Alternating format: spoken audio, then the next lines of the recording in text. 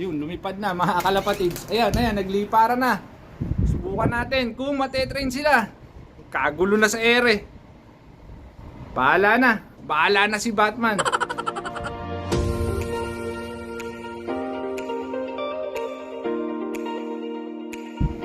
Good morning mga kalapatids, sa mga tropang idol natin, kapakpak, kamaster, kaburukoto, mga kaibon. Saludo, shoutout po sa inyong lahat mga kalapatids. Ngayon samahan nyo ako, mag-open loop tayo para turuan yung 5 na young bird na nakuha natin dun sa Saudi National na tropa natin, no? Kung naaalala nyo yung vlog natin last, dun yung kinuha natin na 5 young bird. Subukan natin kung matetrain ba natin sila or fly away, fly by, inaay. So samahan nyo ako ngayong araw mga kalapatids. Let's go! And ayan, ilo-low fly na natin sila mga kalapatids. Bubuksan na natin. Titignan natin kung mag-uuwian ba sila or magsisibatan mga kalapatids. Sana matrain sila. So ngayon, subukan natin ilo fly. Open loop mga kalapatids. Yung ano natin, kulungan natin mga idol, ditukod. Kung napapansin nyo, ayan, ditukod yan mga kalapatids. Subukan natin kung matre-train ba natin to mga young bird. Actually mga kalapatids, 3 na lang yung young bird natin. Ayan, isa, yung black checker, 2, tsaka ito. Ayan, yung 2 kahapon kasi nakakawala sila dun sa cage na nag-viewing tayo. Diyan tayo nag-viewing, lumusot sila sa cage. Pag open natin, akala natin is papasok. So ayan, open loop tayo ngayon. So andito yung 2. Tignan natin kung nandun pa. Ayun no, mga kalapatids, kung makikita nyo. Ayan siya, yung may sima sa mata. Atin yan, white feather yan. Yung isang inakay na nakuha natin sa Saudi na tropa. So ayan mga idol, tignan natin kung lalabas sila or hindi. Subukan natin silang puwersahin maglabas. Tignan natin. Habang maglilinis na rin tayo ng loop natin dahil medyo marumi na. So ayan, labas-labas na mga kalapatids. Subukan natin kung paano sila lalabas. Puro train naman ito. Subukan lang natin itong mga inakay kung maglilipara na palabas. Ayan. Ayun o, mga kalapatids. Ayun. Tingnan natin. Ayun na. Ayun, naglipara na. Medyo magulo sila, no, mga idol, mga kalapatids. Ayan, dyan na kayo sa taas. Dyan na kayo sa taas, taas. Yung nag-Spiderman pa yung isa natin. Ito maamo to, yung checkered na yung mga idol. Yan, maamo yan. Yung checkered na yan. Tignan natin kung kaya nilang magsarili or fly away na ba. Ayun, lumipad na mga kalapatids. Ayan, naglipara na. Subukan natin kung matetrain sila. A few moments later.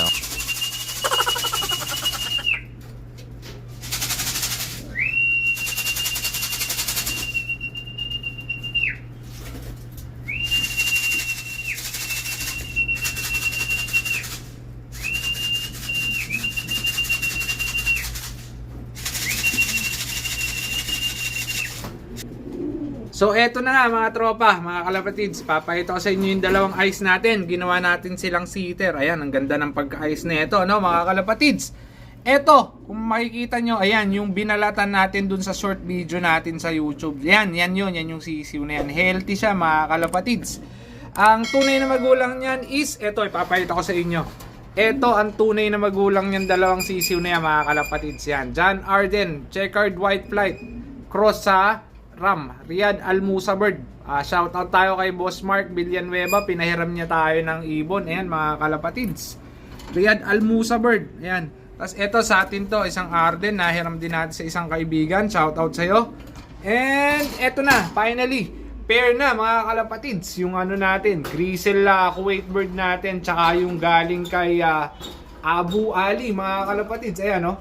Ayan mga kalapatids, sana makita nyo yung Kuwait bird natin. Tapos ito yung galing kay Abu Ali. Ayan, ganda mga kalapatids. Ano?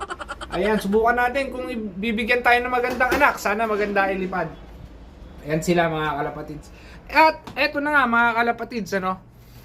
Meron tayo dito si Lucky at saka itong Saudi bird natin. Ayan yung anak nila. Ayan yung inakay mga kalapatids. Ayan, may suksok na yan.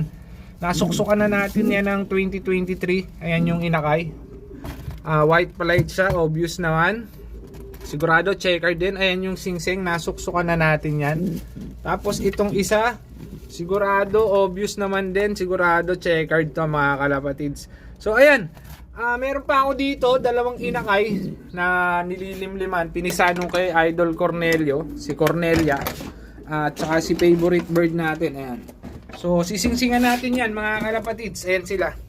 Eto si favorite. Eto yung galing kay Idol Cornelio. Siya na lang ang natira dun sa mga ano natin, young bird na nakakuha sa kanya as gift bird. Ayan mga kalapatids, sisingsingan natin ito. Dalawang inakay, isang kulay puti at sana maging brown siya. Ang magulang kasi nito mga kalapatids is yung Qatar bird natin na brown, tapos ang magulang niya is white grizzle. So ayan mga kalapatids, kukuhain ko lang yung singsing para suksukan na natin sila ng 2023 ring ng Saudi KSA. So update kaya maya maya. Yung dalawang young bird natin, susuksukan natin ang singsing ng Saudi 2023. Last digit 85 and 86. So 85 bigay natin dito sa grizzle natin, white grizzle. Pero ang tatay nito brown, nakatar. Wala na yung tatay niya eh. Yung iba mga kalapatids naglalagay pa ng mantika or langis, oil. Ako hindi na. Ilang araw lang to eh, hindi pa naman sila ganong kalaki. So kaya pa to. And kailangan nyo ng eto mga idol, feathering nila. Hindi na kailangan ng langis yan kasi maluwag-luwag pa siya. Hindi pa siya ganun kasikip. Dahan-dahanin nyo lang mga idol. Mararamdaman nyo naman yan kung mapipilas yung balat nila or hindi. So ayan, ayan, pasok na. Pagpasok niya mga kalapatids, ready nyo lang to pang sundot. Medyo makapal ang ano nito, paa nito sundutin nyo lang dito. Ayan, dyan. Dahan-dahan lang rin. Ayun, pag lumusot na, ayun na siya mga kalapatid. Silahin nyo lang. Nakapagsingsing na tayo. 85, 2023. Ayun yung singsing natin. And sunod natin tong, ayaw natin kung anong kulay nito. Sana brown. Kasi yung tatay niya, brown na Qatar. Wala na siya ngayon. Ewan ko kung nangyari, naiwan kong bukas yung kulungan mga kalapatids. Yung ibang mga breeder natin nawala. Kaya ngayon ginawa ko, hiniwalay ko na. So ayan mga idol, ganun lang ulit ang proseso. Shoot nyo dahan-dahan, tsaka nyo hilahin. Yan, 86 tsaka si 85. So ayan mga kalapatids, tapos na tayo magsingsing. So update tayo kung nandito na yung mga young bird natin. So ayan yung grizzle, binilagay ko na. Ayun mga kalapatids, hindi siya marunong. Ayun pa siya, bumaba yung black checkered. Ayun yung isa natin checkered. Ayan siya mga kalapatids. Pasensya na magulo yung camera natin at natataranta din tayo dahil nawawala yung mga ibon. So ayun yung black checkered, dumapo dyan So ayan. Ayan siya, hindi siya marunong. Hindi niya alam kung saan siya pupunta. Ayan, lumipad na naman Tignan nyo kung nasan siya. Ayun, hindi niya alam kung saan siya pupunta mga kalapatids. Ayan siya. Dumapo na naman. Ayan, yun. Hindi niya alam kung saan siya dadapo Pero at least nasa paligid lang sila mga kalapatids, Ayan pa rin sila. Sana hindi mawala. So sana mag-uwian 1, 2, 3, 4. Isa lang talaga na wala mga kalapatids. Di natin alam kung nasan. So update tayo maya maya mga idol. So eto na nga mga kalapatids. Tignan natin kung may nakauwi tayo na young bird. At hapon na dito sa Saudi Arabia. Ayan, kung napapansin nyo, ito po yung view ng loft natin. Ayan, hapon na, ayun na yung araw. Dito dumadapo yung ibon natin. So wala sila. Dito sa kabila, wala rin mga kalapatids. So ayan, hapon na, wala nang umuwi sa kalapati natin. But wait, there's more mga kalapatids. Ayan, meron tayo ditong dalawang young bird na nakauwi. Akala mo naman, pinakawalan sa malayo, ano mga kalapatids. Low play lang yan. Bagong train natin ng mga ibon. Meron tayo dito, nakita natin agad. Isang blue bar. Ayan yung ring niya, 2023. Naka-clip ring sa baba. Kapatid yan ng white feather. And eto yung black checkered kanina na lipad ng lipad mga kalapatids. Hindi yung makadapo kung saan siya dadapo. Pero eto siya ngayon mga kalapatids. Nakauwi po siya. Ayan yung double clip niya na dilaw. So ganun talaga ang pag-iibon mga kalapatids, ano? Habang nagte-train tayo, mas exciting. Sa 5 young bird na tinuturuan natin, at least meron tayong 2 na napauwi mga kalapatids. So ayan, sa tingin ko dito na natin tatapusin yung vlog natin sa araw na to. Sa lahat na nagpapa-shoutout, shoutout sa inyong lahat, sa mga nag-chat-chat sa atin, sa patuloy na sumusuporta. Ayan mga tropang kalapatids natin, maraming salamat sa inyo. So hanggang dito na lang tayo mga kalapatids. Bye!